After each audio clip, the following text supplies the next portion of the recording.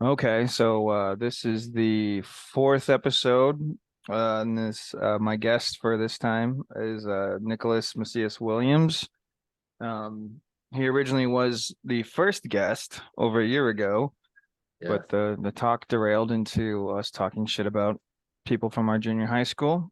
So yeah, we deleted that, and we're gonna attempt not to do that again. So welcome, Nick. Thanks for being the guest again. Took yeah. way too long for us to get this going. And thanks a lot, brother. I'm excited. I'm happy that you're re-embarking on this journey, and hopefully we can do something better than make fun of the people that we hated almost 30 years ago, 25 plus years ago. I guess we've moved beyond that, so now that we got beyond that. Yeah.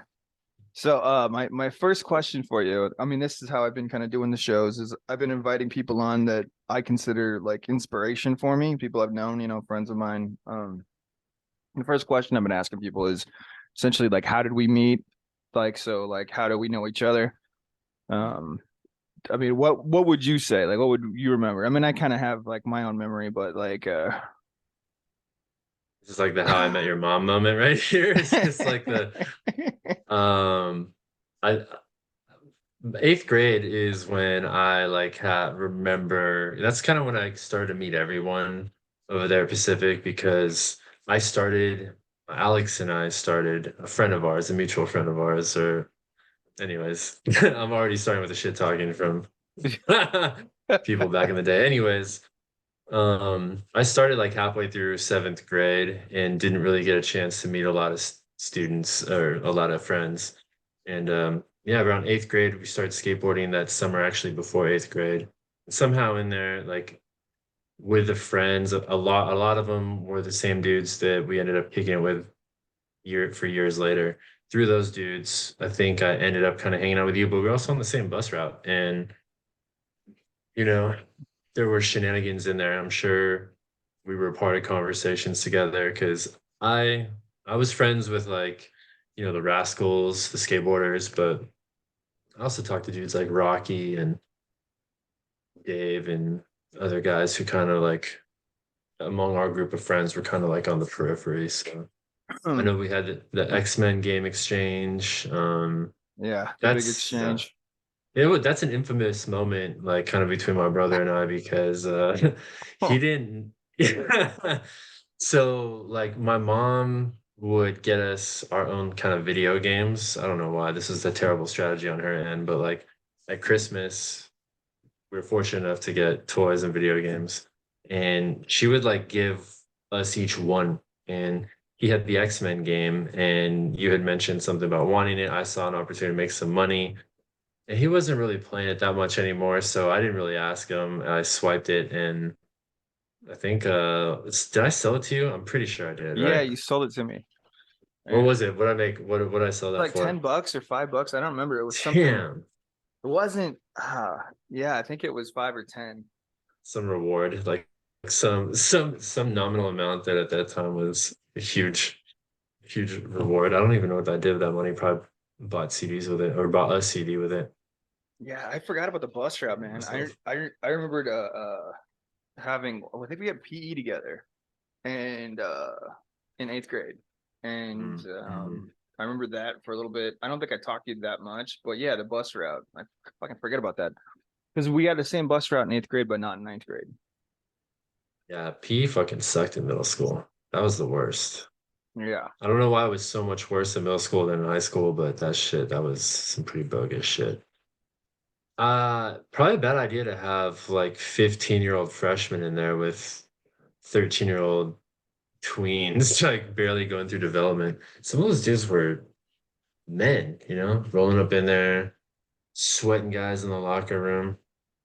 I have this terrible memory of some dude, like, we were in seventh grade, and like I said, I was near the school. This dude straight up got butt naked for like who gets like butt naked during PE class to go to actually take a shower. And like those PE teachers, I feel like they kind of graded you down if you didn't take a shower, which now seems really suspect. Am I wrong about that? Do you remember anything like that? I might be No, making I it up. do. I feel like it was like I feel like it was like one of the like fucking like redneck kids or something like that. Like just fucking got completely naked and like just didn't give a shit. Like was Yeah, doing like the yeah, normal like or you know like what they thought was normal like etiquette for gym class. And I think a lot of us were like I remember like laughing about it because we were just like, oh shit, he just doesn't give a fuck. yeah. I Now can't that I remember who think it about was, it, but I think I think in that class like something like that happened. for sure. Yeah, that was traumatizing, dude. But yeah, I think that was somewhere around the time that we met. And then I don't know. I mean, I think it's kind of unique aspect of our friendship is that it developed actually better after we graduated high school and I moved 1,600 miles away. And we started chatting like via Facebook and then, I think it over the was phone or MySpace. some shit. Yeah, that would make sense for that old. I was like going back in my mind. Oh, 2003, 2004. Yeah, that makes sense. Yeah. Damn. Fuck. Like we found out each other were Dodger fans, and then we talked like politics and Speaking of had a which. bunch in common, and then started talking on the phone and stuff. And I remember like it just was like out of left field. Like yeah, it was good. um, so my next Yeah. question, huh? Oh, sorry, bro. I was just gonna add a little comment there that I was pretty surprised to find out you're a Dodger fan. I mean, I didn't even know you fucking like sports, to be honest with you. I mean, don't judge a book by its cover, but we all get judged and do judge most of the time, at least. And I never pegged you to be a sports fan. I think, you being a little bit of radical, a politically radical minded, a radically, whatever, you know what I'm trying to say. That's not a surprise. Like people would look at you and be like, "Oh, he's in politics and fucking, you know, debates." You either look like a scholar or like the rock musician that your heart really wants you to be. Well, what's surprising is that you fucking love sports that you do, and yeah, not just some fair weather fan, some casual who jumped on a bandwagon because at that time, early 2000s. Which one of our teams? Well, the Lakers were good, but there were no like Northwest teams that were really that good. So who's jumping on a Blazers bandwagon in 2003 after they choked away their best opportunity to win a title since the Drexler era, you know? Yeah, So that's when you were hardcore, man. I was like, fuck, dude, that's impressive. You don't judge a book by its cover, man. Dodger fan, I mean, given your history, makes sense, but I was surprised. I I'm was surprised. surprised. I'm surprised we hung out as much as we did in 10th grade, and it was never brought up. Like I was pretty fucking quiet around you guys in 10th grade.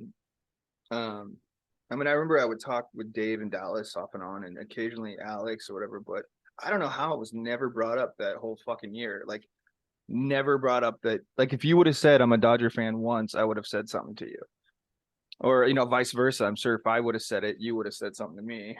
But like, it somehow was like not mentioned the entire year. Well, dude, none of our friends really talk sports, and That's true. I mean, I didn't get to see a lot of my favorite teams play unless they're on TV.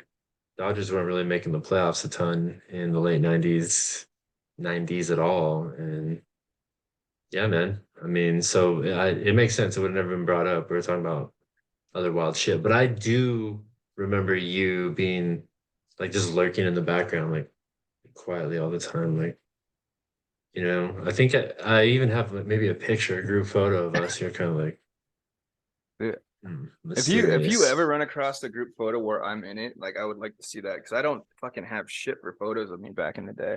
Dallas Oh, has a pretty decent handful of it, but I don't have shit. yeah.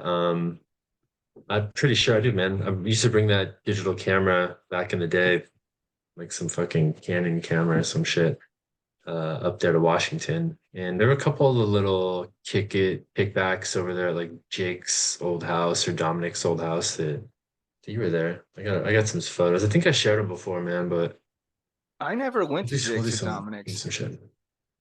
Yeah, bro, you were there, bro. I got photos. That's how I know you were there. I'm like, oh, I guess I was there. This was post high school. This was like in the, mid 2000s. Oh, yeah, okay. Yeah, I might have been there for some of that. Yeah, So I did hang he out with. didn't. Jake's lived at home through high school. I got that right. Yeah. Anyways, strike that from the record, man. We gotta bring people's names up.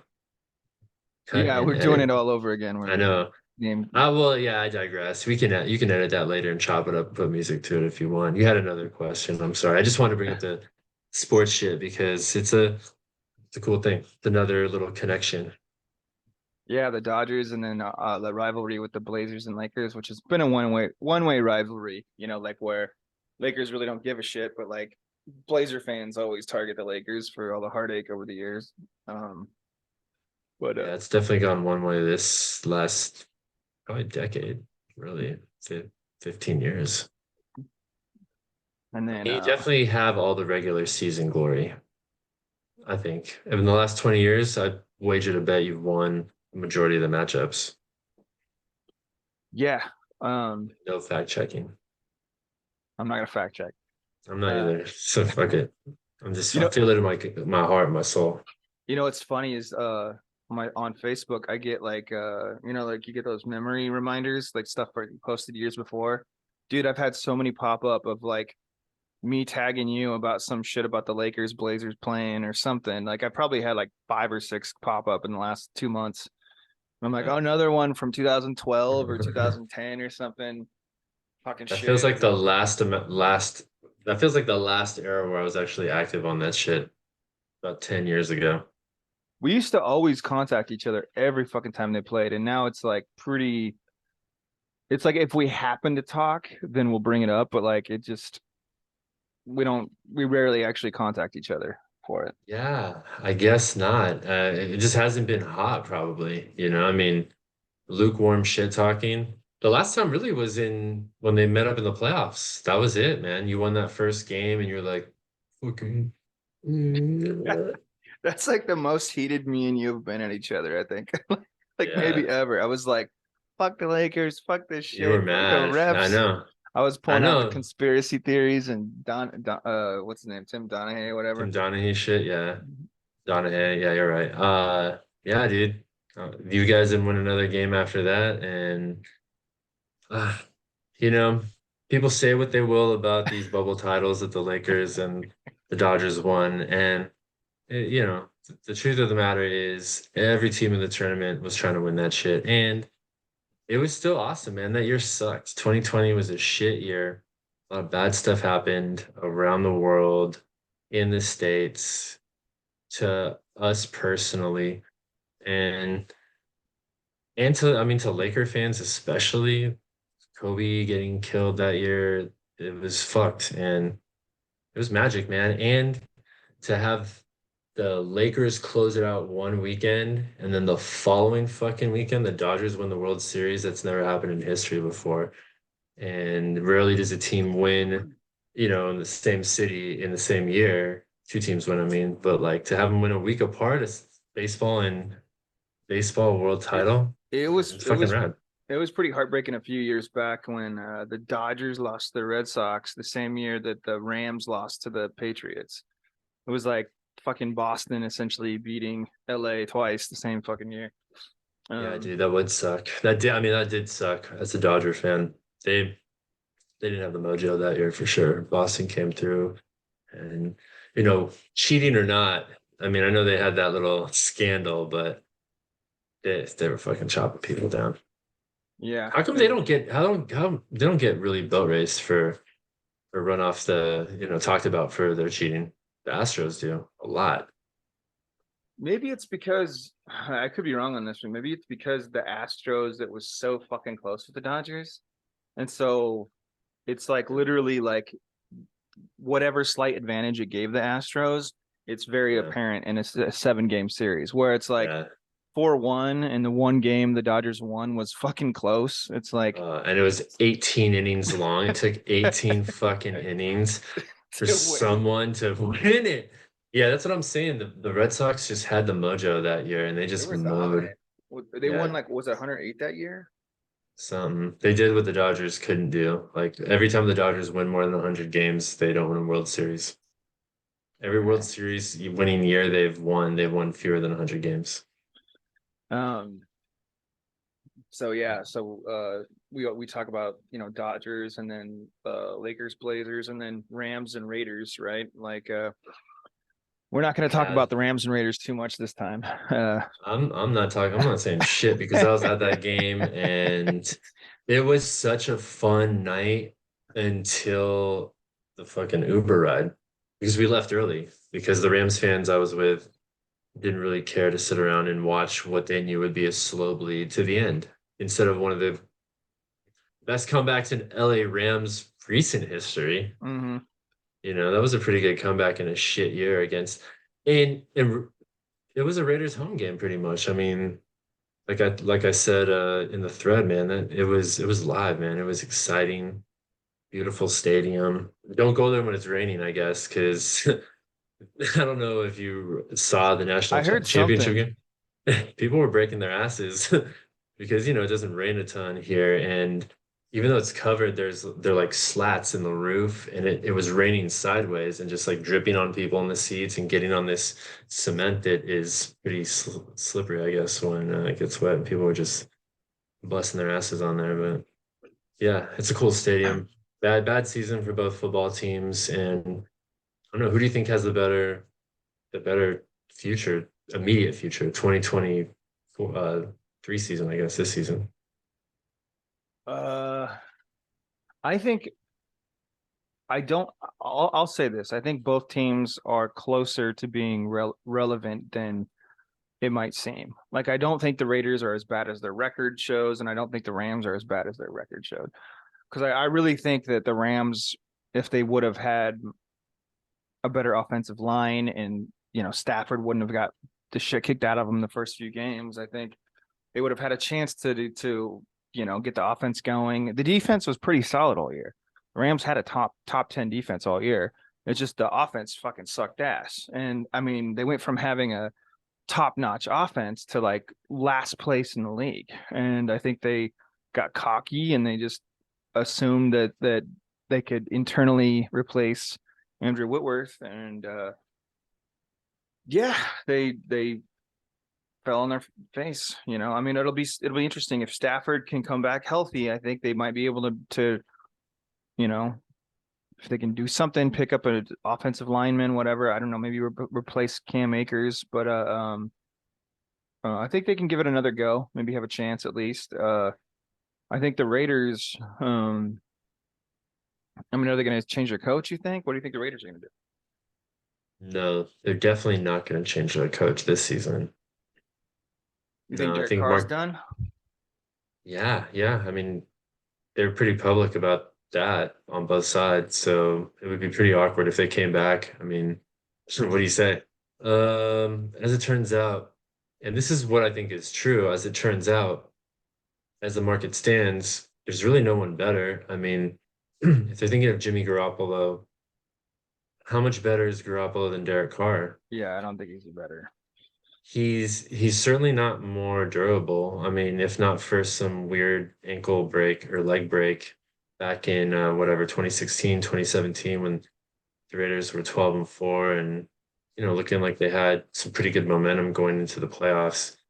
He's been he's been pretty reliable. He doesn't miss. I don't think he's missed many games beyond that. Were they in the market for Aaron Rodgers before settling on for Derek Carr? 'Cause Settling? What do you mean, like resign, like I, extending him? no, Is I it? thought I can't remember if it was last summer or the summer before, but I thought at some point the Raiders were tempted to go after Aaron Rodgers, and there was some internal talk about flipping him for uh or flipping Carr for him or doing something, sending Carr to I think it was Carr to somewhere else and then trying to trade for Rodgers. But I don't know. It could have been just something I saw online. Excuse me. No, I have no doubt that that's something that you saw online. But I mean, whether or not it was actually kicked around, I don't know. I mean, I have a couple of friends who are fans too, and we kicked that around last season and again this season. But what are you giving up to get Aaron Rodgers? What would it Mm, take? You guys And already and got how worth it is Devonte it? Adams. I mean, that at least would be that'd be Be kind of fun to sick. watch for at least a season. But and if the 49ers win the Super Bowl, which could happen. Um, it would prove a theory that I have. It's not really a theory, it's fucking common sense. Defense wins championships, and I would rather have seen the Raiders, mm, keep Derek Carr, draft a badass defense, and then take it from there. Their defense wasn't worth a shit this year. I mean, they got some good players. Max Crosby is a beast. I love that dude. But they weren't stopping anybody. So I'd like to see them if Brock Purdy can win with the 49ers, it'll I don't know. I don't know because there's no better options out there in the quick turnaround. So you're gonna like pay Jimmy Garoppolo because is he a free agent? I'm not up on that shit. Uh, I thought he was. I thought he was going into his final year, and that was the thing about trying to trade him to get something back for him. So they get a year of him, and then they got to sign him to play some dumbass quarterback contract. If he even plays the full year, I'm not really that stoked on that option. I'm not that stoked on Brady. A-Rod would be probably the most exciting of those options because he's still got enough gas in the tank where he can chuck a few balls down to Devontae, who is still amazing. I mean, that dude Hmm. had a career year. He's got such excellent hands, and I mean, he makes some incredible catches. I So mean, I think even with the Raiders' rough season, I think they're a more complete team than Green Bay was. So I think you throw Rodgers in there. I mean, I'm not saying they're gonna fucking get to the Super Bowl, but I think it's closer than Rodgers was this year. I think the Raiders are a more complete team. yeah, the issue is the division, right? Like they always got to contend. I guess this has been the issue with the AFC West as far back as I can remember. I mean, the Chargers have been strong. I mean, the Broncos were Super Bowl champs. There's always been a couple of teams that have been good there. So I guess that can't be an excuse. You got to beat good teams to be a champ, anyways. There's no easy path, I guess, to the Super Bowl. Although Dallas might have one if they somehow manage to win this weekend, because they'll be playing a division rival that I think gives them a really good advantage. And I would even say they'd have to be favorites even over Philly, I think. I think. Here's my prediction is I think whoever wins between San Francisco and Dallas is going to play whoever wins out of Buffalo and Cincinnati in the Super Bowl. That's what I'm That's going to fair. say.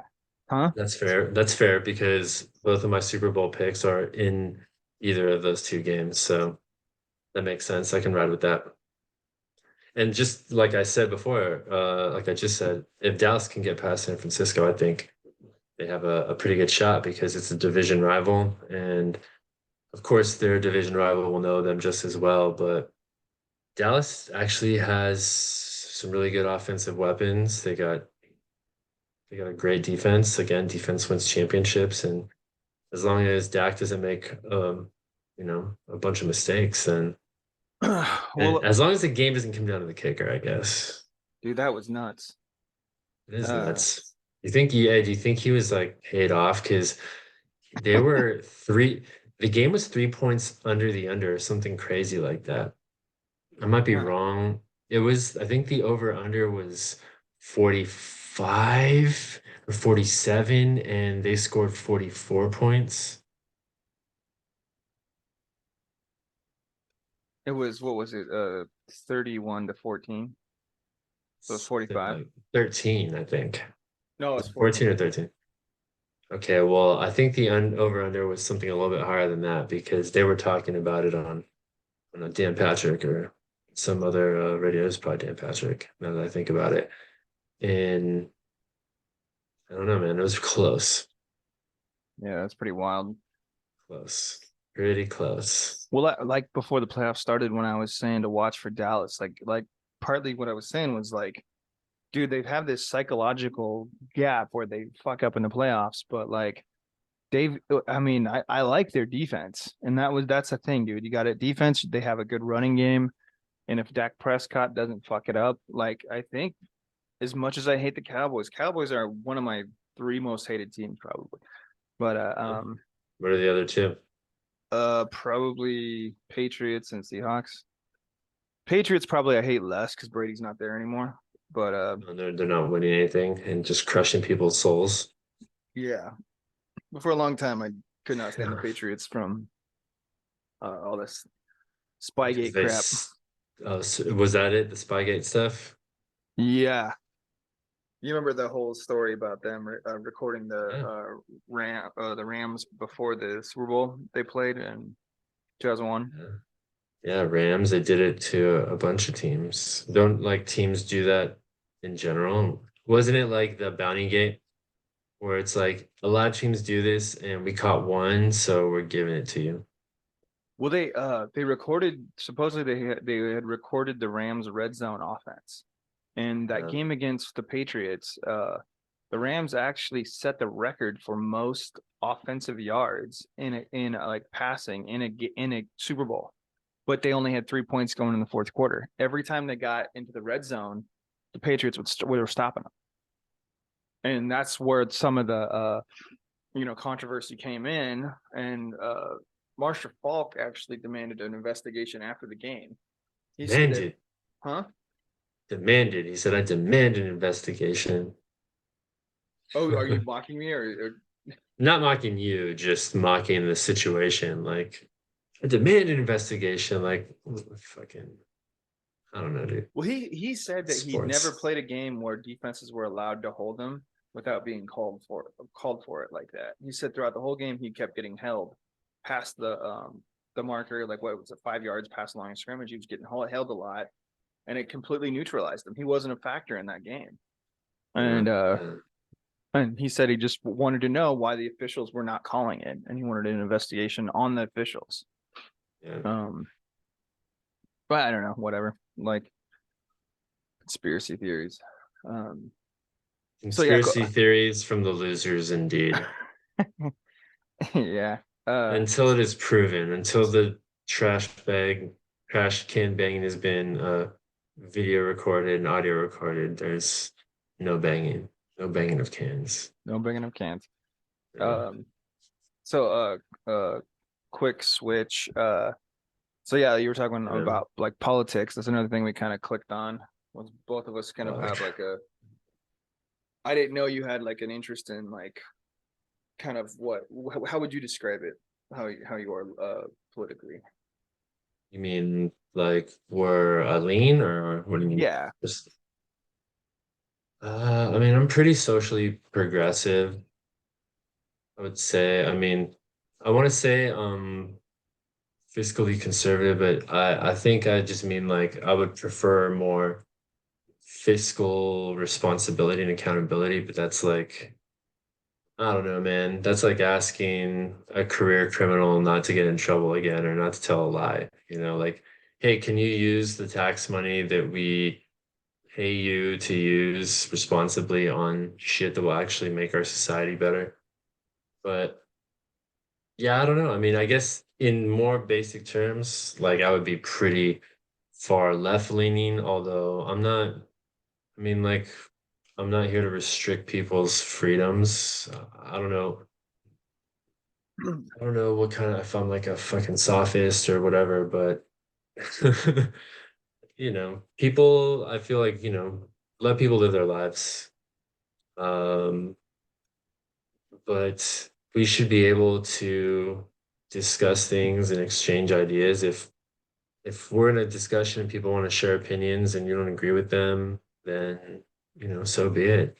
You don't have to agree with them. There's a million ways you can approach it, but approaching things with aggression and hate and pride, I don't know. It's been the downfall of us, but yeah, just like socially progressive, probably in the most, if we had to like make a dichotomy of it, then I'm definitely left leaning for sure. Um, but I think things could be a lot simpler if we didn't dig in to paradigms like this and then like attach ourselves so much to it. And I mean, I'm fucking speaking from experience because I do this dumb shit every day, not like not like in some political, I don't know, protest or anything like that, or like I rarely is, I rarely speak out my mind on politics in social media because it's fucking pointless. Like just speaking to the void. But I'm talking about like in terms of pride and the way like I think politics in our society is driven and why we end up arguing so much and like just lashing out to people is because we attach these things to our ego and like I fall victim to it just on a daily level at work, in my personal life. Some fucking shit will irritate me and then I'll feel like it's a personal attack on my knowledge and I got to prove a point or some shit. And I think even the dumbest and simplest of minds, and even the most educated of minds, we all fall into that same trap one way or another. And yeah, I guess it's been the downfall of society. The Buddhists had it right, man. You gotta kill your ego. So, what kind of political stance is that? Obviously, left, because I sound like a fucking hippie, and I'm actually high right now. Which, if you didn't know, I could 40 tell. I minutes could into tell this, pretty early. I if could you tell didn't know, pretty early. 40 minutes into this podcast, or yeah, whatever, video recording. We should have established that early on because then it would make a lot of sense and set the context for how I've been rambling. But yeah, I mean, we aligned on a lot of shit, dude. There's not one thing I think you've ever brought up to me where I've been like, nah, absolutely not. Although, yeah, I don't think so. I was gonna say, although the Second Amendment, but I could see a reason why you never really need to have a huge personal arsenal, but it's like we create the issue for ourselves. It's like Yeah. the reason we have a problem with guns is because of the guns, and you feel like you need the guns is because of the guns in the first place. So yeah, I don't fucking know, man. Guns are pretty fun to shoot off, and they are pretty fun. It's pretty fun to blast shit. I mean, that goes back to being a kid with fireworks, or like I don't know if you ever made bombs. I hung out with some kids in my neighborhood up there in Vancouver that used to stuff tennis balls with gunpowder and then just go light them off somewhere, make little Who pipe was that? bombs. I don't know if you knew Ryan Anderson. Ryan Anderson is I shouldn't air him out. Sorry. One of my I neighbors. well, I You asked, fucking so dragged me into this, like, who was it? And then I'm dumb enough be to on a say this watch shit. list. Sorry, Uh, Ryan. No, I'm still friends with him like on social media. So I don't know if this might leak out, but yeah, some other dudes, another family on the block, that had the same last name as my stepdad and my mom, Sanders, a Sanders family. I don't know if you remember the Sanders. I can't remember the girls' names, man. Anyways, they're older brothers. They used to fill like garbage bags filled with helium gas, hydrogen gas. I don't know, man, but they used to make some bombs out of that shit. It is the loudest shit I ever heard in my life. Just the loudest explosion, the kind that would like concuss your chest. Ooh, oh my God. Neighbors would come out screaming because, it's rural Vancouver, Washington, and well, you lived in a pretty nice neighborhood. I mean, I can imagine the neighbors being pretty upset.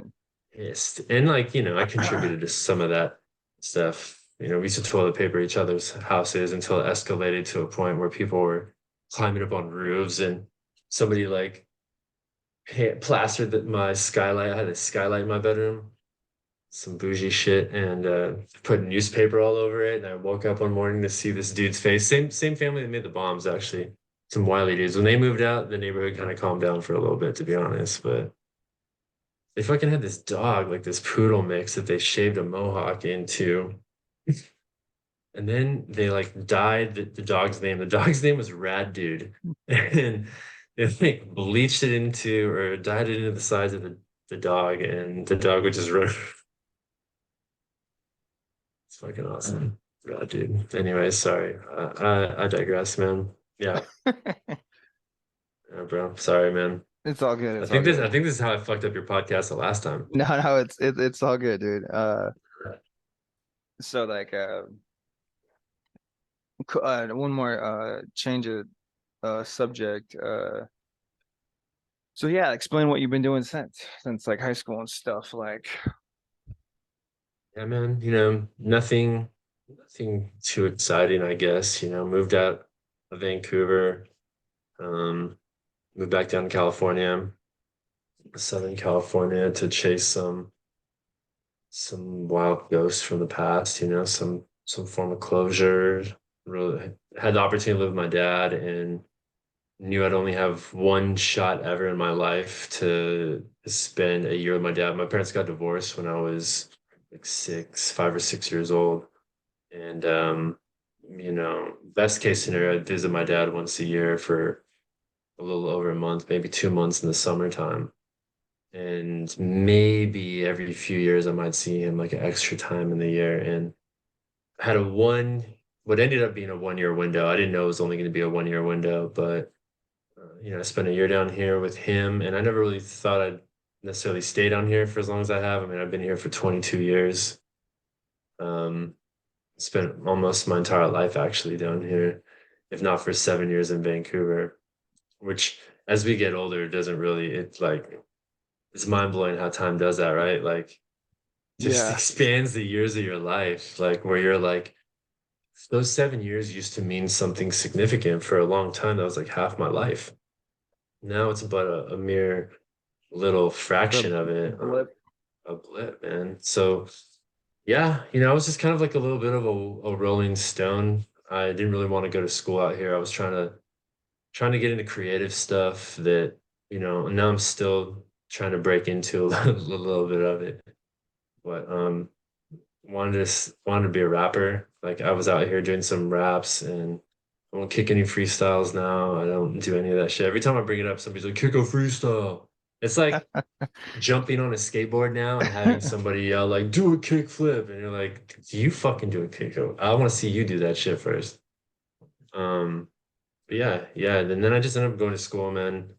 Like my mom kind of talked me into it. The ironic thing is my mom just retired, has lived a pretty comfortable life her entire life, never had a college degree, and doesn't have to worry about any student loan debt. She didn't convince me. I'm not putting this on my mom, but the ironic thing is that I did go to school, which did offer me a lot of cool opportunities for jobs. Like my mom never had a job that sent her to Japan, or like had her, meet people from around the world or XYZ. She just worked in an office and managed an office for a little, 20, 30 plus years. But she's also not saddled with 6 figures of student loan debt that she won't have to probably die with. So yeah, there's that. Anyways, so I went to college for a long time and did a bunch of shit, and kind of, fell in love with a girl and started a family. And I mean, here we are, dude. 20 years shoots by. Um, still trying to do some shit. It's just weird. It's weird how like the years just kind of shoot by, and I don't know, man. Did a lot of fun stuff. I've met a lot of cool people. I mean, I'm really blessed, actually. I mean, look, I got this dumbass shit behind me. These fucking paintings of characters some other asshole made up that fell in love with as a kid and haven't grown I, apart from. And I mean, Rich would probably just roll his eyes and be like, "That's all you have."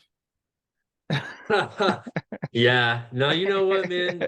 Rich, we laugh about that shit because he's been down here, he's seen it. And like I've made that same joke to him, and of course he like humbly laughs, but he's like, yeah, actually, yeah. But yeah, that's a different kind of beast, man. There's levels to it. Yeah. The funny thing about that, dude, I'm gonna see now my pride's getting in the way a little bit. My ego's getting in the way a little bit. You baited me into it.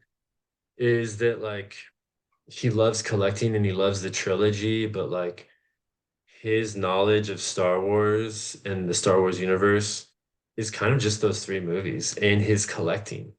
So you'd think like a guy who has a collection that's worth, I don't know, probably 60 G's, probably would be into all other aspects of that shit. I mean, but he's a very specific kind of dude. He's a very specific kind of dude. I talked to him a couple nights ago. He called me up and we talked for quite a while about the And you told him future. you loved him? Always, but that gets beginning of the conversation. No, me and a couple Nuts. friends, me, Gary Hoffman, a couple other friends, are renting the Airbnb house Monday through Wednesday. Oh, sick. So I'm gonna stay at the Short Circuit house for a couple nights. Um, That's sick. yeah. Hey man, his reviews online have been stellar. He's been labeled nothing short of being the greatest Airbnb host of all time. I've seen the reviews. Um, It's really good. it is good, man. You need to check the place out, man. It's a really cool spot. Yeah, no I mean, shit, dude. I need to do a lot of shit, but like Astoria is not, not like a hop, skip, and a jump from the IE, I you told know. him that you're coming back in town in a couple weeks, and we're Yeah, trying well, to figure don't out. build up the hype or anything like that, man. It's one of I them mean, things where I was gonna post it on Facebook just to let everybody know. Like, Nick is back. Like people are like, I don't give a shit. Yeah, man. It'll end up being a real fast weekend is what it's gonna end up being because there I do want to spend time with my mom and hang out with her.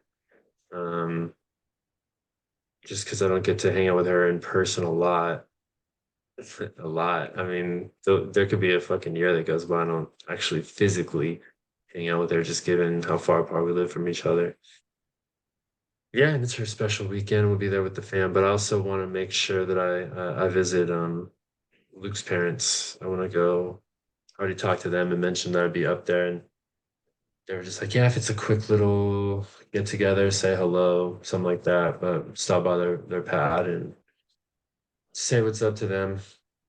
Yeah, and then yeah, I'd love to see you guys. I'm probably not gonna be able to see Rich. You know, maybe you could swing by, but there'll be an opportunity here. Like I don't want that. I definitely want to go to Rich's and man, the good thing about like Elaine likes to go out. She goes on trips with her girlfriends. Elaine's my wife for anyone who fucking is ever gonna watch this and gives a shit.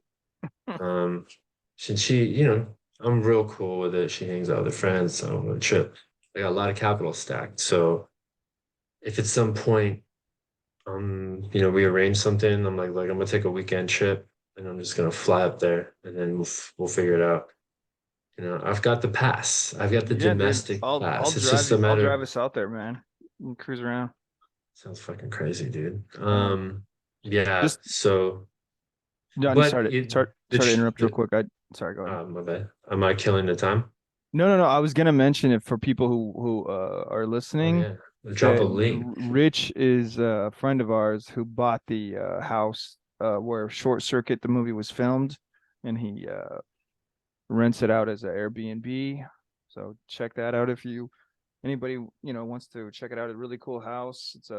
He's got a lot of collectibles there. Quite a lot to see. He's got really good It's reviews. yeah. The fucking short circuit house. You can just Google that shit and you'll find the Airbnb. And he's really great with detail. Yes, he is. I'm gonna totally fuck this up and it's embarrassing because I used to know this term, but it's like a Japanese term for hospitality. Omotenashi, that's not it. I fucked it up already. But it's a very specific thing where like their hospitality, their services are set up so specifically they like are trying to anticipate what guests need so that it's already ready to go.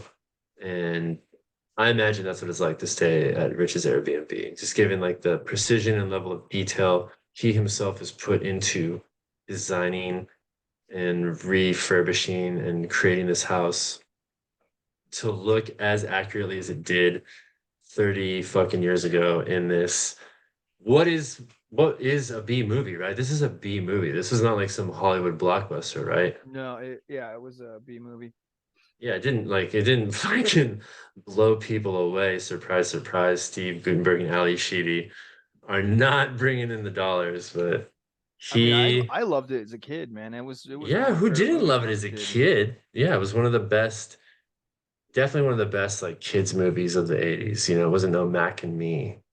It wasn't E.T. It wasn't really trying to be E.T., but it was pretty rad, man. It was a good one. But yeah, he killed it, man. He does a great job. Anyways, I was talking about some shit related to Rich, but yeah, he nails it, man. He fucking nails it. That's the dream right there, man. He is, I think, and correct me if I'm wrong, because it's your fucking show, and I feel like I took this whole thing over. No, that's what it's supposed to be about, man. Really? It's supposed to be about me asking you questions about your life and talking, bloviating for 30 minutes on some bullshit, you know? This is a podcast about inspiration and inspiring people. And I mean, he did it, man. He had a good job, albeit a dangerous job with the railroad, but good job that traveled him around. And I mean, definitely worked his ass off. And as you get older, you don't want to, get beaten to death by that shit. And he has a lot of options. He's a smart dude. He was a veteran, so he's got room to flex and go to college or do XYZ, but my man's always been a hardcore nerd at heart and a lover of these things, these that inspired him and gave him imagination and wonder as a kid. Not, we can relate to that shit. And he chased it, man. He saw an opportunity. He saw the house for sale. He had the ability to buy the house, and then he had the desire and the motivation to flip that shit and make it what it is now. And he can live off of it. And it's not without its hassles for sure, but I can guarantee you that he doesn't want to trade that in for what he was doing before. And he'd rather take the pains of what he's going through now than not having it. And it's fucking dope, man. It's what we should all aspire to do. And it's what, like, so I work with young people, I guess. I work at a college, and I'll just leave it at that. And I get to talk to young people a lot, and like students who are older and on different paths of life. But I especially try and reinforce to young people that you have a unique opportunity to set the rest of your life up. And like, what is life but just living? Like, you just fucking live and you work, and that's what adult life is. These college students that I talk to, that bitch about being in school and it's hard and this and that. Like, I get it, because it took me a long ass time to get my degree because it was a pain in the ass. A lot of that shit was boring. And then shit happens in your life. Shit happens. And like sometimes you feel like you just want to quit. But it was also the best time of my life. Like, I was an adult, but like I had responsibilities, but it wasn't like too fucking crazy. And it's like, what's the rush to graduate, kids? Let me tell you, there should be no rush. The journey is a dream. Once you graduate, you're just that's it. Just fucking working. Like, it just so with that in mind, follow your passion, because as you get older, you got fucking aches and pains, you got fucking money, you gotta worry about, maybe parents you gotta take care of, kids, all kinds of shit. If you have a chance to chop it up and get it going now, get it going now. This shit is important. Now Rich has an opportunity, he's a bachelor. He didn't fucking he walked a different path, man. He chose a different path, and he's crushing it, dude. He's crushing it. Well, Do I sound like I hate my domestic life? Does it sound like I hate my life? Because I don't. I really don't. It's just one of them things where it's like, I don't know, maybe I'm just need to be more satisfied with stuff. But like I said, I have a lot of great shit going on. It's just like, what else could I tweak a little bit here? Yeah, I mean, you mentioned earlier working at a college. Like, don't undersell yourself, dude. You got a master's in linguistics. You're like a fucking. I think you're an incredible writer. You're doing a lot of fucking shit. That's Like, good. you got multiple talents. You like, I don't know. You're very personable. Like I've told you before, dude. It's just a matter of time, in my opinion, that before something hits to where you can quit your day job. Like, and now, kind of going into the next part I wanted to bring up was your Thanks, man. By website. the way, I appreciate that. Yeah, no. I appreciate the love. Yeah, yeah, website. Farfromprofessional.com. And Yeah. when did you And start that? nickmacwillie.com too, the What's the blog other one? site. The other one is nickmacwillie.com. It's like my own little blog site that I need to feature more shit on. But it's hard to manage one website as it is when you're doing like all the work on it. Not a I mean, when you're the lion's share of the work by choice, because it's a passion project. But I got this other website too. So yeah, farfromprofessional.com, nickmacwillie.com. Sorry, bro. What was your question? I'm the fucking worst guest, man. Well, this is I'm a this questionable is how friend it is at hanging out with best. you. So Yeah, see? this is a perfect example of what it's like Exactly. hanging out. Exactly. And I was about to say the same shit. Like I'm a questionable friend at best, and I'm a terrible guest, obviously. Uh no, like so like what kind of stuff do you write about on your on website? Oh yeah, farfromprofessional.com. We, myself, and a couple of few other contributors. Yeah, we write reviews and retrospectives on things that we love, entertainment media that we love, movies, music, TV. Um, we write about sports, and yeah, man, that's pretty much it. A lot of articles we have on there um, are just reviews, retrospectives of those things. You got to write about what you love, man. So it's fun stuff, man. It's a lot of work. It's really just passion projects. We're not making, there's no money coming out of it, but it's cool to see a little following because we got the .com and we also do that publication on Medium. If anyone out there has a Medium account, which I'm not sure if that's a pyramid scheme or not, but it it's hard to tell with social media these days and these platforms. Like, are there bots on here? What's AI? Like, how can an article have 2,000 likes and only one comment? You know, like, what's going on Well, here? I don't know. That sounds kind of realistic because I write articles, the Blazer articles for Pacific Northwest Yeah, Sports.com, and like yeah. I'd have articles that would have 3,000 views, and a lot of them wouldn't even have one comment on the actual article. Do you think it's a bot? Do you think it's something that maybe the website runners might run to try to bump up the algorithm and get them in a spot higher on a Google search or Oh, something? you mean the views? Yeah, do you think because there's ways to pump up those numbers and get you in a better I SEO and do all I that I shit? don't because I've had some articles from them where that would only have like 200 views. And so the variation on the article, I don't if it's a bot, I would assume that would be like every article would have a similar amount. Maybe, well, maybe unless you have to like pay per article. Like if you were a service, if you provided that service for a website, would you charge a blanket fee or a fee per article? I mean, who knows how that shit Well, goes, man. so it's like this. Like let's say I have an article and it's like my predictions on uh, the trade deadline.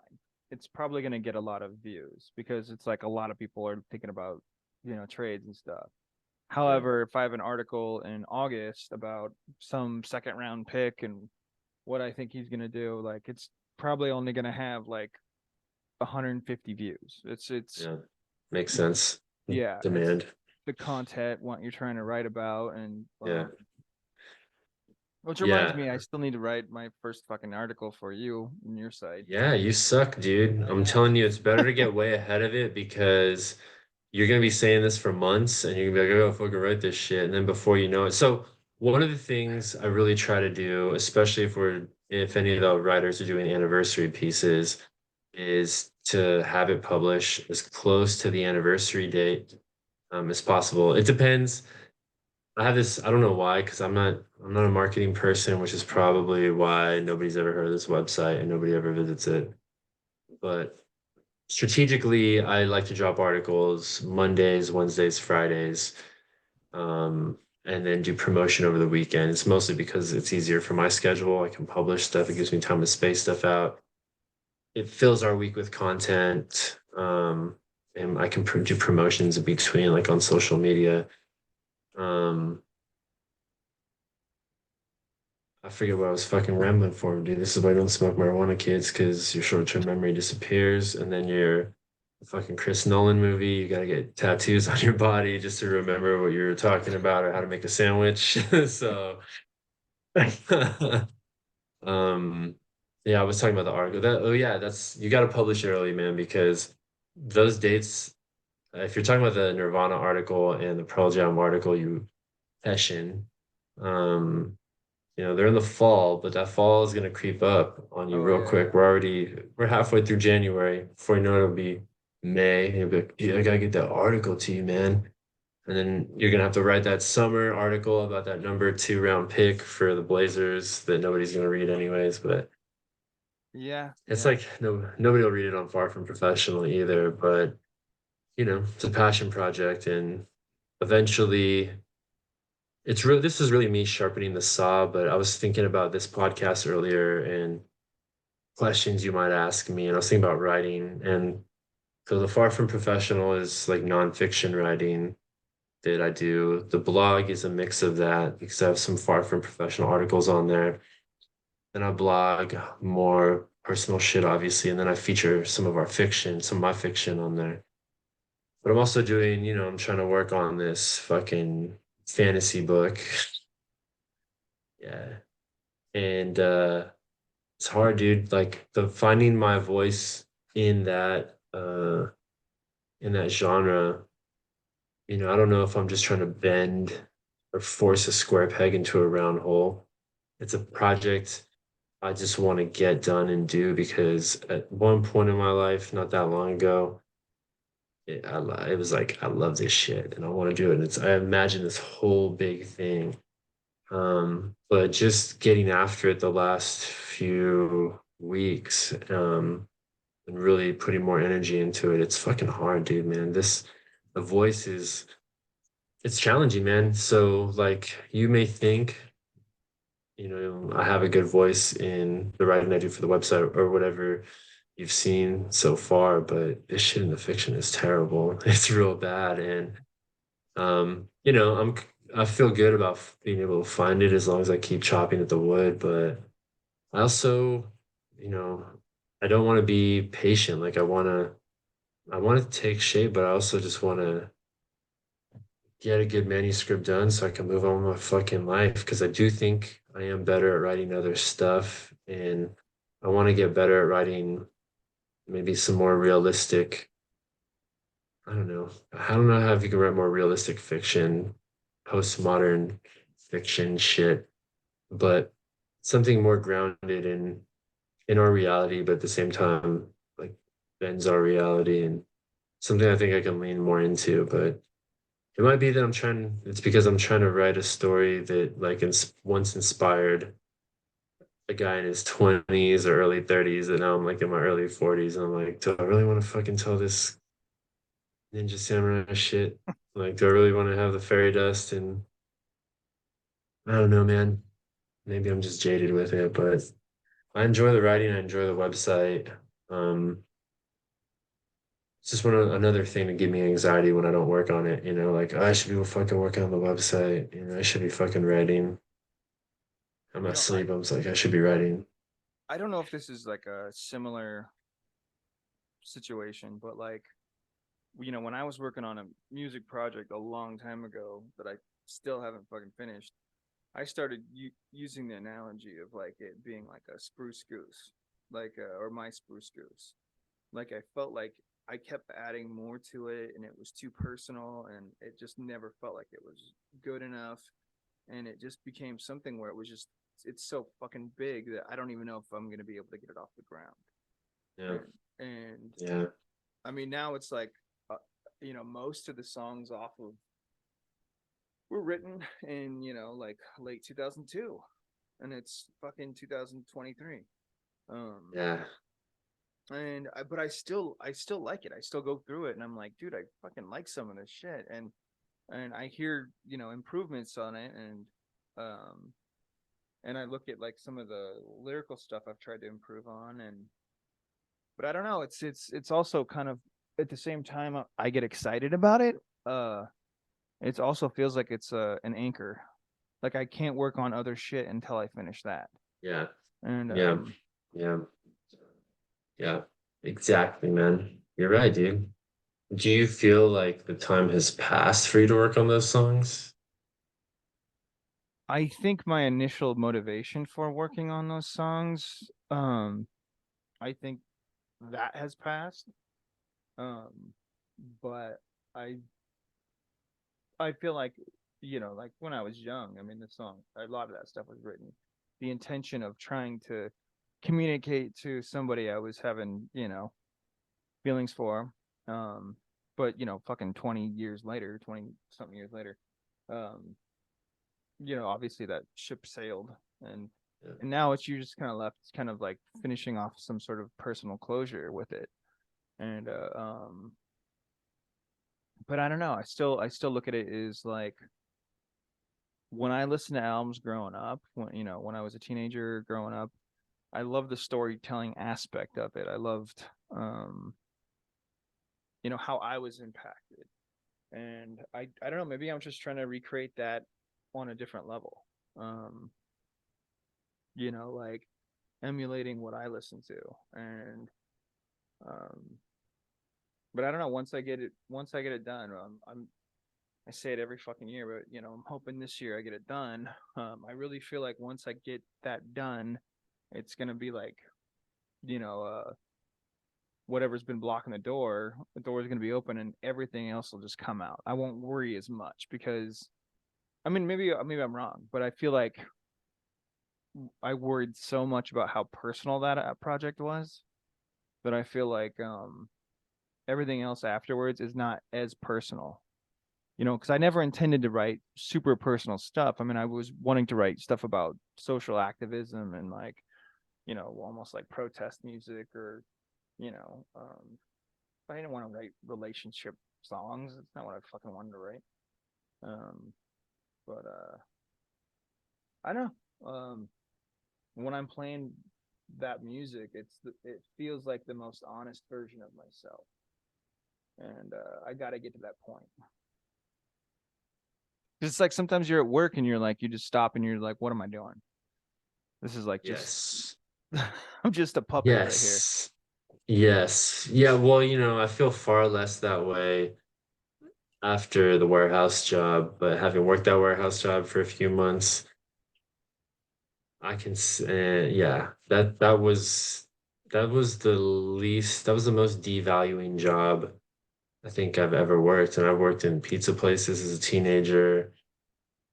I've worked, yeah, food service, retail before any of these other jobs I had. And that warehouse shit was like, damn, they distill you down to basically like a time of production, like a percentage, a performance rating, and you're just like, I really feel like a cog in the wheel here of Yeah. nothingness, of consumerism.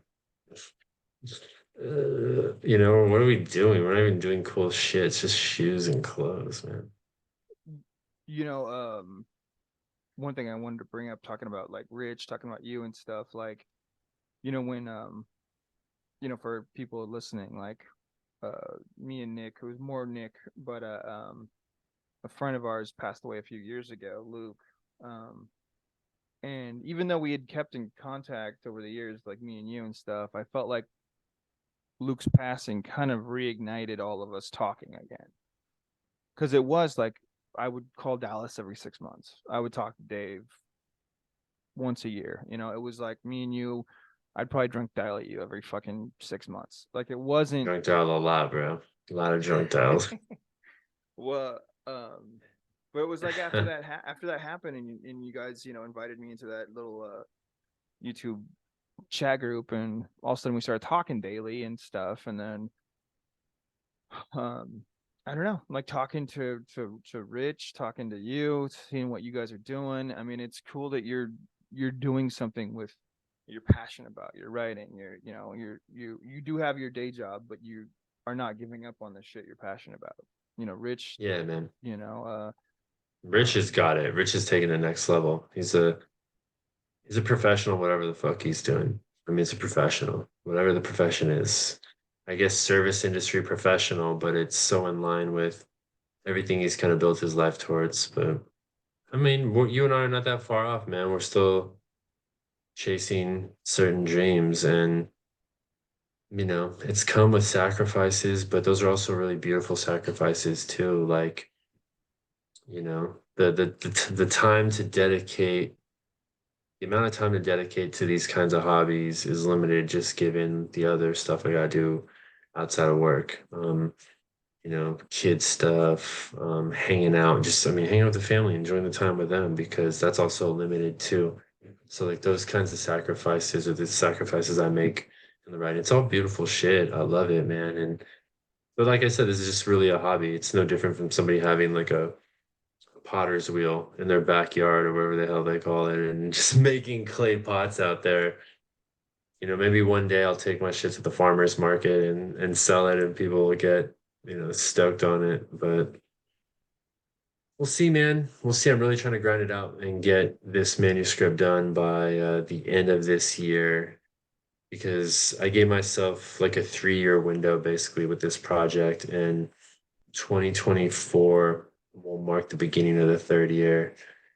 And, if I can at least get some interest, even if it's just a small run of publishing and a couple of drops of piss in the bucket of sales, then I'll be stoked, man. It'll be enough to at least motivate me to do a couple more things and maybe ride it out through my 40s and then see what's what, man, because that college debt is real. The shit's not getting forgiven. I've been working at colleges for the last, decade plus. I got a few more years, I think, to do this in this PSLF forgiveness, payback, repay shit that they had going on program that I enrolled in a while ago. But I don't know. I don't feel like I can rely on that shit because the government does weird shit and you might get disqualified because, you fucking checked the wrong box. So gotta sell some books, man. I gotta do something. I want to do something like you, man. Like you want to get your music out there, and what kind of creative person puts their shit out there wouldn't want somebody to tell them that they're cool?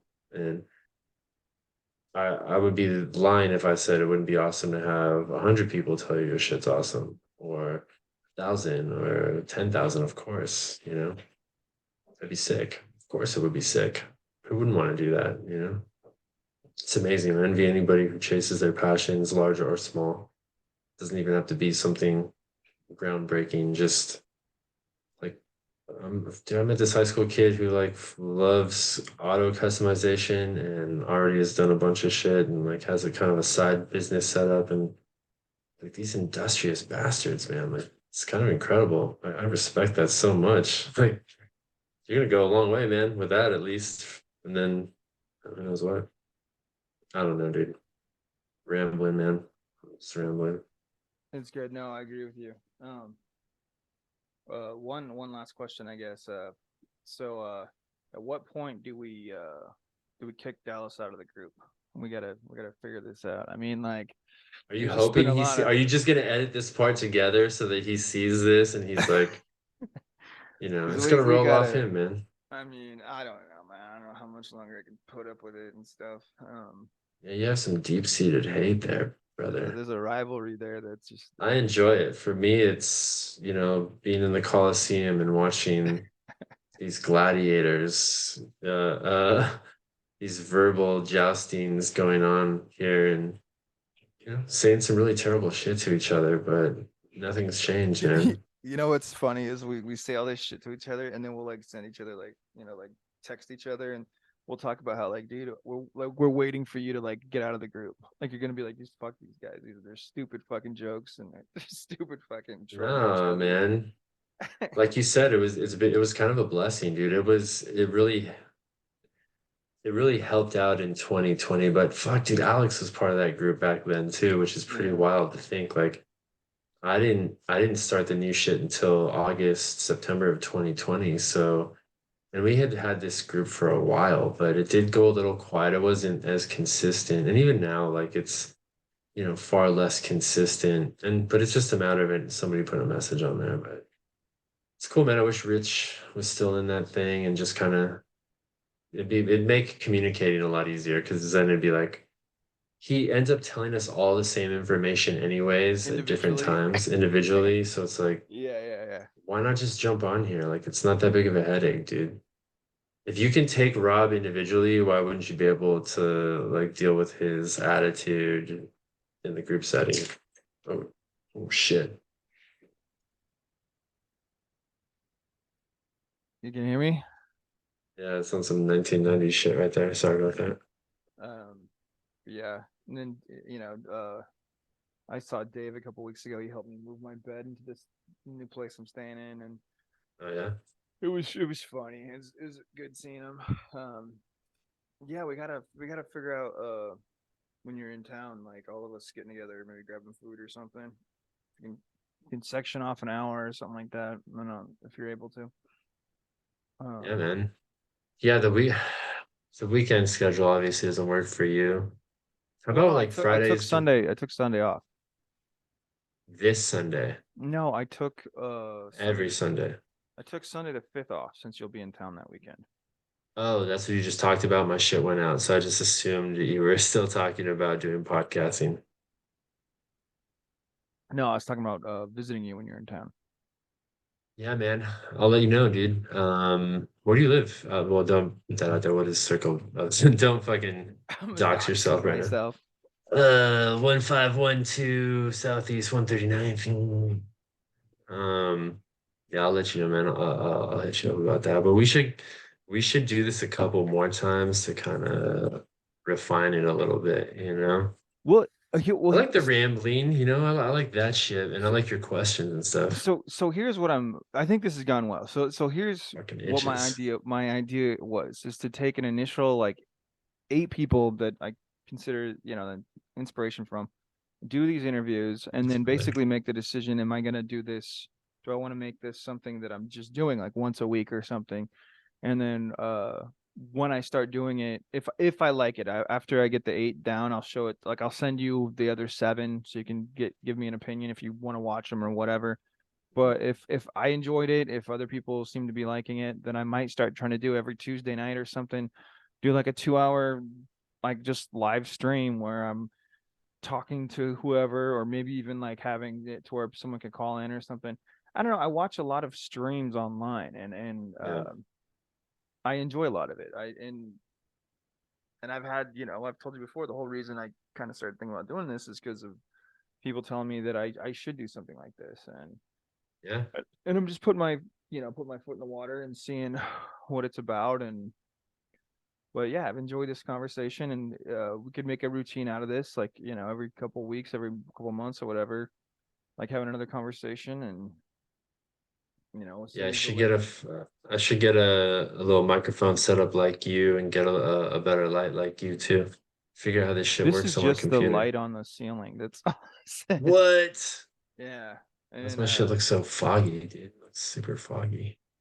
I mean, this microphone is I think this is just one I got on, I don't know if I got on Bullshit. Amazon or whatever, but um and this is just the mic stand I use for when I'm playing music. I just double over and use it for this, but How's my sound on your end? Does the microphone sound okay? yeah, Does it the audio, sounds I mean good. the audio sound okay? Yeah, I think Okay. it's turned out well. Um, is there anything before we cut this out? Is there anything else you wanted to talk about? Any questions you had, or Yeah, man. I mean, so you've had this long friendship with Dallas, but I'm not sure exactly like how you became friends or um was it something like us where you became better friends with him after high school, or did you guys always kind of kick it? so Dallas? I had moved from the Orchards part of Vancouver over to the Fisher's Landing part, and I want to say summer of '93, and I started school at Harmony in 6th grade. And it's kind of funny because like a week before school started, we had where you come in and meet the teacher. Yeah. As I was walking in, there was a kid walking out, and when I went in there, the teacher told me, after talking to me a little bit, they were like, "Oh, you just missed Dave. I have a feeling you guys are going to be good friends." That was Dave Bauer, and Shit. sure enough, we became friends like 2 months into the school year. And Dallas was in that same class, and I did not talk to Dallas that much. He kind of It was if I quiet, let me guess. he wore a Philadelphia Eagles hat, so I would talk shit about the Philadelphia Eagles, but he wasn't into sports. He just liked the Eagles, like the bird. And Yeah. I used to I guess I would tease him a little bit or whatever, but we didn't really talk that much. We were in some big project at the end of 6th grade where it was me, him, and Dave were doing some project, Um, and it ended up being Dave's dad that did most of the work. But me and Dave acted like we Makes were mad at sense. Dallas, and Dallas didn't help us or some shit, and it became like a big wedge between Dallas and me and Dave, and Damn.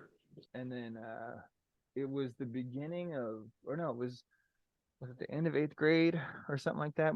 I had a class, or beginning of ninth grade. I had a class with So Dallas. like 2.5 or 3 years go by I was not friends with Dallas in seventh grade, and I was not. I don't think I was friends with over him the in eighth grade. project It was because of the project. no, because we weren't really friends in sixth grade. It just was like Uh, me and Dave were friends. Me and Dave were really good friends, but yeah. Dallas wasn't really friends with either of us.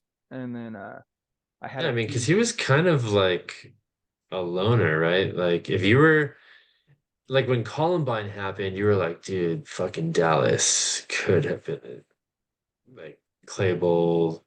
He could have been one of these guys. Luke used to make the joke to me, like in at Mountain View, that Luke made the same joke to me, he said, he goes, about you. don't kill us. Like he Yeah, remember he was not wrong about that either. this was the You last had year to, too at high school when I was kind of a loner. and you had Um, that fucking like weird like in between length hairstyle where it was like nowadays you but what is that? can I don't know. easily identify. You could have passed for a lady. Is it? So what? Is the what? What do you mean? Is the what? Uh, The haircut? You had that weird in between haircut where it feels like you could have easily passed for a woman nowadays, for sure, if you're still rocking it and had that youthful face, that glow about you. Uh, that Thank you, soft appreciate skin. that. Um, Yeah, well, I am. I'm one of the jerk friends. I've come to realize, like, damn, I'm a fucking jerk, man. it's Like, true. I'm a Uh, jerk, dude. I talk a lot of shit, and well, I don't know why people are friends with me, to be honest with you. Like, what redeeming qualities do I bring? I'm not sure. Not sure. but I became friends with Dallas. It was like the beginning of ninth grade. We had PE together, and we just started like talking to each other in PE, and Yeah, we it's just kind PE of class, dude. PE class brings friends together. yeah, and then Something about you and PE, dude. fucking a, and then we just started like Guys in we would hang out shorts. once in a while, and then we hung out. I think that summer following ninth grade, and then but then I think it was going into Mountain View where Dave and Dallas were both telling me I should hang out with the group because beforehand I never really hung out with the group, and so yeah, I decided to hang out with the group, and I think I was really intimidated. That's why I was so fucking quiet. I mean, some of those guys I did not really get along with. You were always nice. Most of the guys were pretty nice, but there was a couple that were kind of jackasses. Yeah, yeah, no doubt, no doubt. There were, But there were. yeah, but I only became a jerk to you once we actually started becoming friends because that, that's that's that's accurate. been my model for how strong relationships between men work. And that goes back to my older brother who lived with us, and my dad wasn't really around, but even when I did hang out with my dad would talk a lot of shit. My dad was a shit talker. He talked as I got older, the shit talking only increased. There's only more shit talking. So, and that's how most of us operated, like, and that's where dudes, those jerks that you mentioned, that's where they would like sniff blood and go harder after people. It's like if they felt like they had an edge over you in some way and they could just talk a lot more shit, Well, and and that was be, something that what was it, like Dave and Dallas both had said to me, like, dude, you're like outside of school, I was like a fucking smartass. Like I was yeah, a fucking like I talked a lot of shit like outside of school, and like I was told a lot that my personality was way different outside of school. And but for some reason I was like really, I don't know if I had high anxiety or what, but I just fucking just was maybe. weird at fucking school, and it took a it really wasn't until after I worked at the movie theater I think I kind of got over some of my social anxieties, and then kind of just got better Makes at it. sense, man. That's like a public facing job, like, and you have to work with people you're unfamiliar with. You're forced to pretty much talk to people. Got to be nice to, I mean, that makes sense, man. that would do it. That's the kind of experience that would give you confidence to talk to the people who you probably knew better than the people that you were nicer to that you talked to. It's weird how that works. Yeah, yeah. Dang, yeah, man, that's some funny shit. Those guys, yeah. That was a fun group, man. High school was weird because there was definitely a period there where I did not like going to school. Like I just dreaded waking up and going to school, even though, we kicked it, we had friends, we had a lot of fun. There was just something about the school itself I hated. I think it was the weather, man. To be honest with you, I think the weather played a lot. I never really, really acclimated to Washington weather. And it always seemed like now that I think about it, I hate the winter months. I don't know why I fucking hate the winter months so much. I hate the winter months in Washington. I hated this January to March stretch, just gloomy and rainy. And then I don't know, man. High school's wild shit, but I would go back to it, man. I would love to just have more fun, I guess, have more Going back with what laughs. you know now, Yeah. like knowing, what you know now and being able to go back. Cause like I probably would have had fun if I had, you know, developed, like Social skills. yeah, earlier. Or just like I Mm. said, acted how I did out of school in school. I remember some of my friends being like, you'd have a lot of fucking friends if you just would act yourself and not be so closed off with shit at school. Yeah, dude. I think I would just be nicer to people, even nicer than I was. Because I was, like I said, I had friends. Like I tried to make friends in every class. Because I didn't have a lot of classes with the guys I hung out with, but maybe a couple of times. So got to know a lot of different people. But I think I would just be even nicer to people and I would skateboard more. That's what I would do. I would skateboard more. I would be less involved with organized sports, and I think I would not have stopped playing music because I was in band for a little bit, and um, yeah, I would have leaned more into like creative stuff. You I think one of the worst things about setting up dichotomies like this, and it happens a lot when we're teenagers with like music and style. It's like you can only be one or the other. You gotta pick some shit. You gotta like, if you're a skateboarder, you can't ever wear rollerblades, and if you rollerblade, you can't skateboard, and you can't like rock music, you feel like rap music, and you gotta define yourself by all these little things. Is like it really fucking affects your mind. And like I, there are plenty of athletes. I'm not saying I could have been a pro, but there are plenty of athletes who are also like fucking weirdo musicians or like do other weird shit. And like for some reason, I never thought those two could like work in synergy together. I always kept them mutually exclusive. And at some point, I felt I had to decide. And it's like, I think it prevented me from really leaning into either one. And I'm not saying I would have been a virtuoso at anything, but it made me give up things I love because I love playing music. I love music. I love different types of music. And right now, you know, through the pandemic, it's like, fuck, I could have bought a drum set. I could have, like, why'd I stop playing the piano? I have a piano. Like, I should play it more, but I don't play it more because I'm not that good at it. But if I was better at it, it's these weird dichotomies, man. Having all that knowledge, at the very least, we would all like just chill more and be more confident in ourselves. And I think that would allow us to have a lot more fun. But we are where we're at now, and we're lucky we still hang out. And this is a cool opportunity that you gave me, and I definitely want to run it back and do it again because I feel like I could loosen up a little bit more and settle into a little bit more. It's a little weird to know that you're being recorded and like, should I make eye contact directly in the camera and just stare at the camera the whole time? That way it looks like I'm looking at you the whole time. I'm not looking down at myself and then realizing I'm staring at myself and then looking back over here. There's all those little nuanced things. Um, but I think you should continue to do this. And if you live stream it, you made it regular, I'd be down to do any of this because it's fun. And yeah, it'd just be a cool experience and a cool experiment. I think there's a way we could merge the website together. We could even feature, link it from the website, and you could operate it yourself and do your own thing. But just, I don't know. That's another regret of mine. This is another thing I would go back and do is I would force at least a couple of my friends excuse me, maybe even my brother, like we should have gone into business together. Like we should have been more entrepreneurial because we never could have seen what the world will look like now and how easy it is to be an entrepreneur now. And had we started and just again followed passions and maybe done something with passions or done something together, we'd be at a different phase right now. Some of our peers did that. I'm sure Yeah, they yeah. did. I'm 100% sure they did, but the time is, if we can live another 40 years, God bless it, then we're actually early on in that cycle and we should make hay while we still can, because I don't want to let another decade slip by and then look back and be like, fuck, dude, like, why didn't I do this? Oh yeah, yeah. Oh Yeah. well, shit, dude. Like, I look at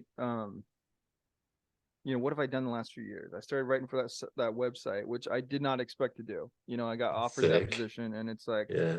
that's pretty cool for me. I mean, it's like Yeah. not, you know, and It's then cool for anybody. the offer you've given me for far from professional. I appreciate that. I need to get around to Unpaid, fucking very do it. few views, no Yeah, bots.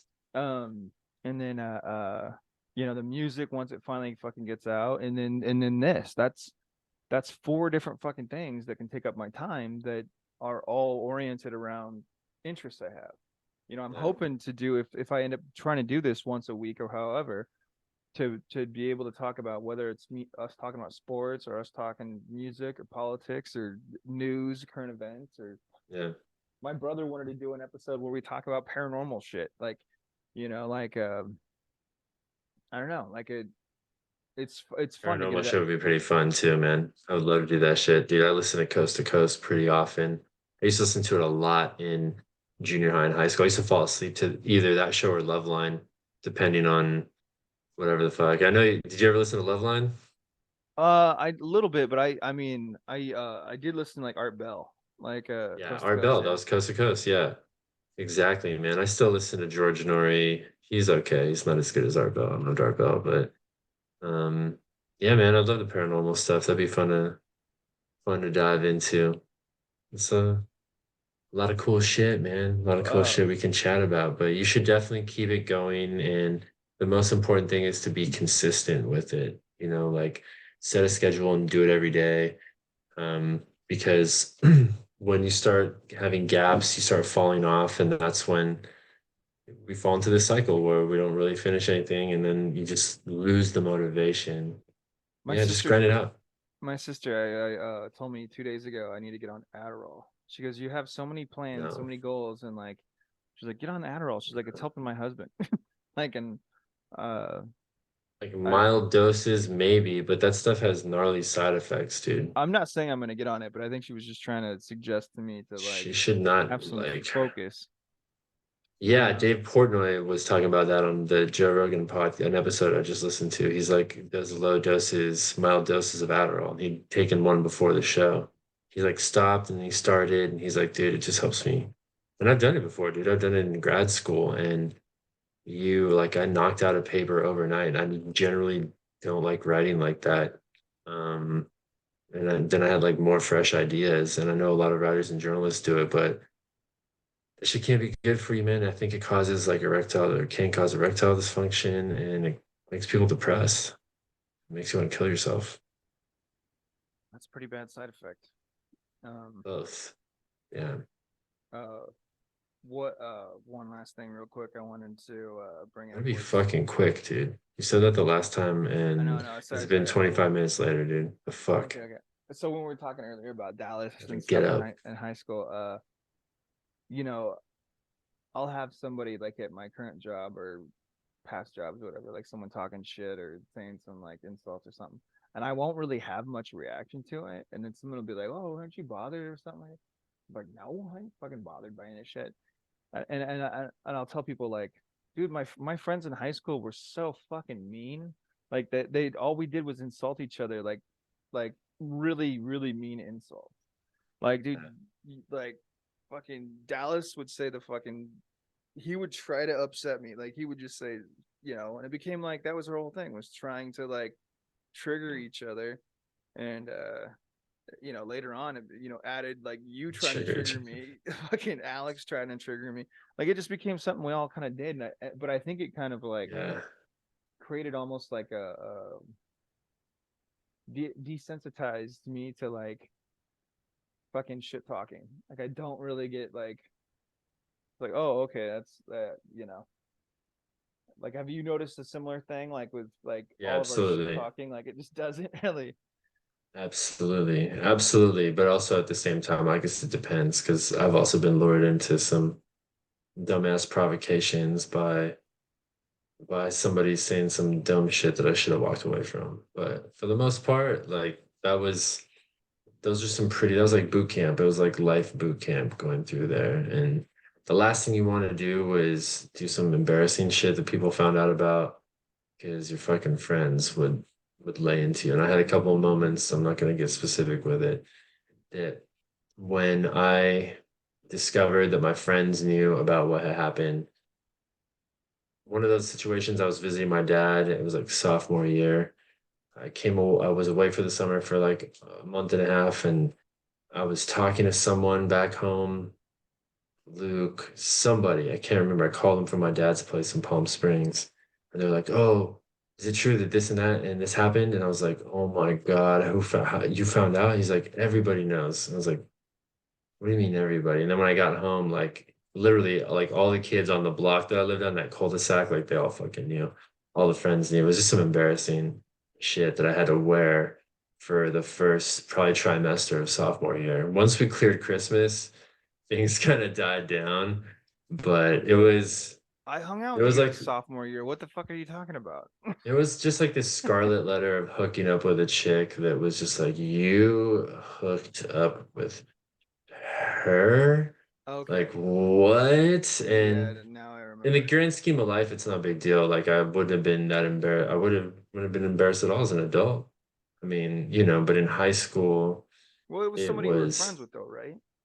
nah, it was not somebody I was friends with. That I did hook up with a couple of people like that, but nah, this is not someone I was friends with. It was someone from a different junior high that merged into our high school and was not really like in the scene. There were people in high school that You're gonna have to tell like me off camera, because now I'm like curious. yeah, I will have to tell you off camera. Dave Bauer knows her. He brought her up one time on the thread.